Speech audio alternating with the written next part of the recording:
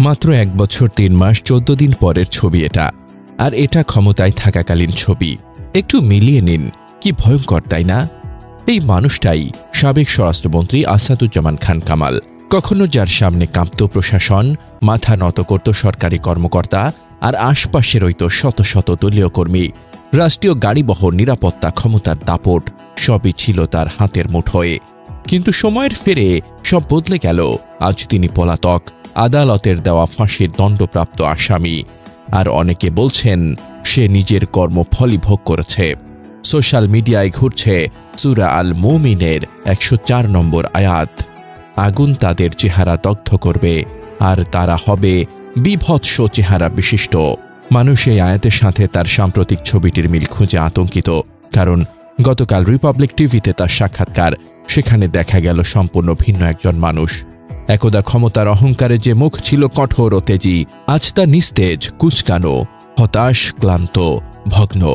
কোনো দল নেই, কোনো কর্মী নেই, নেই কোনো সম্মান।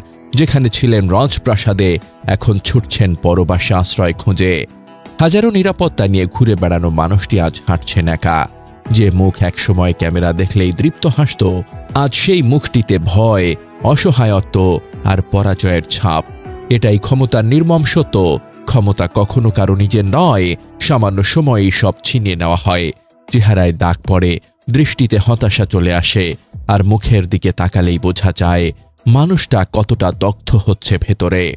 তবে আওয়ামী লীগের অনেক নেতাই তার বিরুদ্ধে আনা অভিযোগ ও সমালোচনার বিরোধিতা করছেন। তাদের মতে আসাদুজ্জামান খান কামাল ছিলেন মুক্তিযুদ্ধের রণাঙ্গনের যোদ্ধা। 25 মার্চ কালো রাতে ফার্মগেটে প্রথম ব্যারিকেডের নেতৃত্বদাতা এবং বাংলাদেশের ইতিহাসে অন্যতম সফল স্বরাষ্ট্রমন্ত্রী। তাদের ভাষায়, একজন আস্থাভাজন সৈনিককে টার্গেট করে ষড়যন্ত্রকারীরা প্রথমে ফাঁসির রায় দিয়েছে। তিনি এখনও জননেত্রী শেখ হাসিনার সবচেয়ে বিশ্বস্তদের একজন। একই সঙ্গে তারা হতাশা প্রকাশ করেছেন, দলের কিছু বড় নেতা নাকি কলকাতায় বসে তাকে নিয়ে তুচ্ছ মন্তব্য করছেন। তাদের জন্য রয়েছে ঘৃণা, আর কামাল ভাইয়ের জন্য শুভকামনা ও দোয়া। তাদের বিশ্বাস, এই মানুষটি আবার ফিরে আসবেন। তার জন্মভূমি তেজগাঁওয়ের মানুষ জানে তিনি কেমন মানুষ, মানুষের দোয়া আছে তার সঙ্গে। সর্বশেষে বলতে হয়, ক্ষমতার কাহিনী ভয়ঙ্কর, সময়ের বিচার আরও ভয়ঙ্কর। একদিকে ফাঁসির রায় প্রাপ্ত পলাতক আসাদুজ্জামান খান কামালের রুগ্ন মুখ, অন্যদিকে তার পক্ষে দাঁড়ানো সমর্থকদের চোখের জল।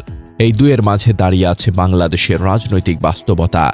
ক্ষমতা যত বড়ই হোক, শেষ পর্যন্ত সবাই সময়ের কাছে পরাজিত হয়।